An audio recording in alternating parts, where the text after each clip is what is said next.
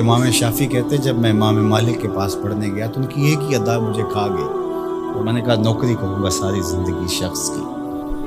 محدث جب روایت کرتے ہیں تو سند کو جب صحابی تک لے جاتے ہیں اور پھر صحابی کہتے ہیں کالا کالا رسول اللہ صلی اللہ علیہ وسلم کہ حضور علیہ السلام نے فرمایا۔ اللہ اکبر۔ تو امام مالک جب حضور علیہ السلام کی حدیث بیان کرتے تو حضور کے روضے کی طرف اشارہ کر کے کہتے ہیں اس قبر منور کے مکین کا یہ اس بقائے نور کے باسی نے یہ کہا ہے۔ تو کہتے ہیں کہ جب اشارہ کرتے تو کیا وہ کیفیت ہوتی۔ اللہ اکبر۔ تو یہ عقیدتوں کے رنگ ہیں۔ حضرت سعید بن المسیب لیٹے ہوئے ہیں، بیمار ہیں، اٹھنا مشکل ہو رہا ہے۔ کوئی آیا اور حضور کا فرمان پوچھا، حضور کی حدیث سننا چاہتا، میں اقعدونی، مجھے اٹھا کے بٹھا دو۔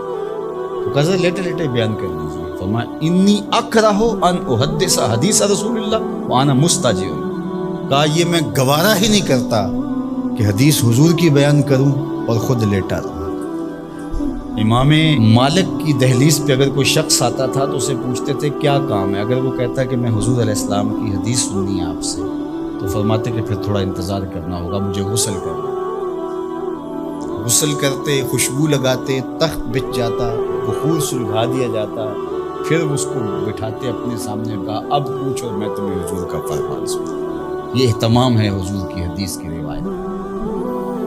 امام بخاری نے صحیح بخاری میں جتنی بھی حدیث روایت کی، ہر حدیث لکھنے سے پہلے غسل کیا ہے، 2 نفل پڑھے ہیں اور پھر حدیث لکھی۔ ہر حدیث کے ساتھ یہ اہتمام کیا۔ آج تو بے ادبی ہمارے رویوں میں آ گئی۔ وہ ایک زمانہ تھا کہ ایک شاعر حضور کے روضہ انور پہ گیا تو پرانی مسجد نبوی کی تصویریں آج کل تو دستیاب ہیں، آپ اس کو دیکھ سکتے ہیں۔ 2 کھجوریں تھی گنبد خضرا کے ساتھ، تو اس شاعر نے 2 کھجوروں کو حضور کے روضہ انور کے سامنے کھڑے ہوئے دیکھا تو اس نے اپنے انداز سے نظم کیا کہ کب ہیں درخت گنبد شہ والا کے سامنے، مجنوں کھڑے ہیں خیمہ لیلا کے سامنے۔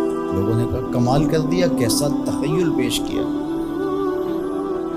تو اگرچہ استعارتاً استعمال کیا کہ جس طرح لیلا کے خیمے کے آگے مجنوں کھڑے ہوتے ہیں، یہاں حضور کے روضے کے سامنے یہ 2 کھجور کے درخت۔ تو ان دنوں میں اعلیٰ حضرت امام اہل محبت امام شاہ احمد رضا خان فاضل بریلوی بھی وہاں موجود تھے۔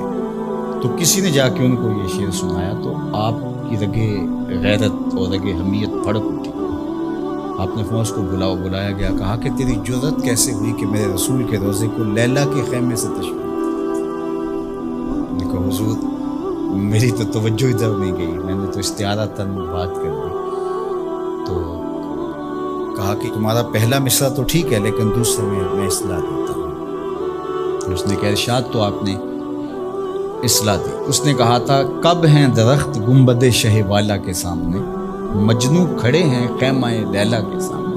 تو آپ نے کہا اس کو یوں پڑھو کب ہیں درخت گنبد شہ والا کے سامنے، اور اس نے دوسرا مصرع کہا مجنوں کھڑے ہیں خیمہ لیلا کے سامنے۔ تو اعلیٰ حضرت اس کو یوں پڑھو قدسی کھڑے ہیں عرش معلیٰ کے سامنے، قدسی کھڑے ہیں عرش معلیٰ کے سامنے۔